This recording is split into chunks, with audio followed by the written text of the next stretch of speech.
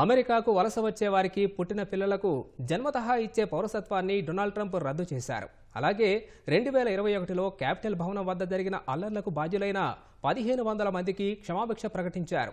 రెండోసారి అధ్యక్ష పగ్గాలు చేపట్టిన ట్రంప్ డజన్ల కొద్దీ ఎగ్జిక్యూటివ్ ఆర్డర్లపై సంతకాలు చేశారు. అందులో ప్రపంచ ఆరోగ్య సంస్థ WHO, ప్యారిస్ వాతావరణ ఒప్పందం నుంచి వైదొలిగే నిర్ణయాలు సహా విదేశాంగ విధానం, వాక్ స్వేచ్ఛ రక్షణకు సంబంధించినవి ఆదేశాలున్నాయి. అమెరికా అధ్యక్షునిగా సోమవారం రెండోసారి అధికార పగ్గాలు చేపట్టిన డొనాల్డ్ ట్రంప్ పదుల సంఖ్యలో ఎగ్జిక్యూటివ్ ఆర్డర్లపై సంతకాలు చేశారు. తొలి 8 ఆదేశాలపై సంతకాలు చేసిన అనంతరం ట్రంప్ పెన్నును జనంలోకి విసిరేసి వారిని ఉత్సాహపరిచారు. అక్రమ వలసలు, విదేశాంగ విధానం, వాతావరణ మార్పులు, ప్రపంచ ఆరోగ్య సంస్థ నుంచి అమెరికా వైదొలగడానికి సంబంధించిన ఎగ్జిక్యూటివ్ ఆర్డర్లు ఇందులో ఉన్నాయి. అమెరికాకు వలస వచ్చిన వారికి పుట్టే పిల్లలకు జన్మతహా పౌరసత్వం లభించే చట్టాన్ని ట్రంప్ రద్దు చేశారు. ఎన్నికల ప్రచారంలో ఇచ్చిన హామీ మేరకు ఈ నిర్ణయం తీసుకున్నారు. అమెరికా రాజ్యాంగంలోని 14వ సవరణ ప్రకారం పిల్లలకు ఈ హక్కు సంక్రమించాల్సి ఉంటుందన్నారు.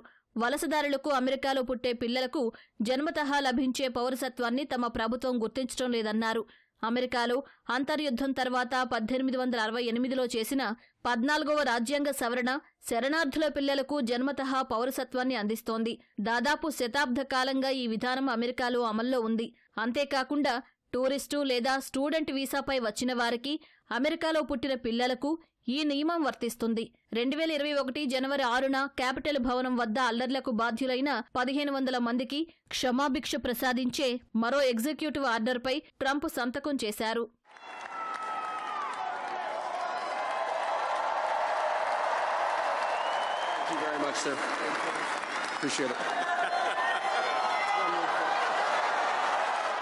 ప్రపంచ ఆరోగ్య సంస్థ WHO నుంచి అమెరికా వైదొలిగే ప్రక్రియ మొదలుపెట్టాలంటూ మరో ఎగ్జిక్యూటివ్ ఆర్డర్పై ట్రంప్ సంతకం చేశారు.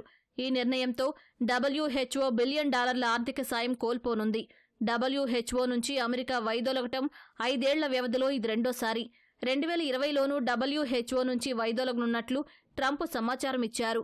ఆ మరుసటి ఏడాది జరిగిన అధ్యక్ష ఎన్నికల్లో ఆయన ఓటమి పాలు కావటంతో ట్రంప్ నిర్ణయాన్ని బైడెన్ ఉపసంహరించుకున్నారు. 32.5 కోట్ల జనాభా ఉన్న తాము WHOకు $50 బిలియన్ చెల్లిస్తూ ఉండగా 140 కోట్ల జనాభా ఉన్న చైనా కేవలం $3.90 బిలియన్ మాత్రమే చెల్లిస్తోందన్నారు.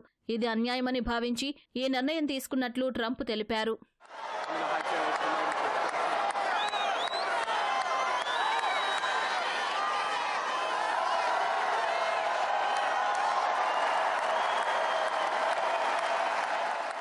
మాజీ అధ్యక్షుడు బైడెన్ జారీ చేసిన 78 ఆదేశాలను ట్రంప్ ఉపసంహరించారు. ప్యారిస్ పర్యావరణ ఒప్పందం నుంచి వైదొలగడం, ప్రత్యర్థులపై ప్రభుత్వాన్ని ఆయుధంలా వాడకుండా ఉండటం, వాక్ స్వేచ్ఛకు రక్షణ, జీవన వ్యయాల సంక్షోభంపై దృష్టి పెట్టాలని అన్ని ఏజెన్సీలకు ట్రంప్ మార్గదర్శకాలు జారీ చేశారు.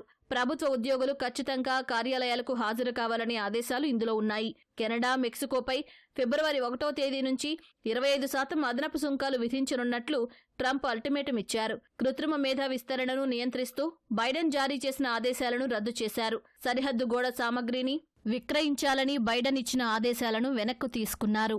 చైనాకు చెందిన వీడియో షేరింగ్ వేదిక టిక్టాక్ అమెరికా విభాగాన్ని విక్రయించేందుకు ట్రంప్ 75 రోజుల సమయం ఇచ్చారు. అందులో 50% వాటా అమెరికాకు ఉండాలన్నారు.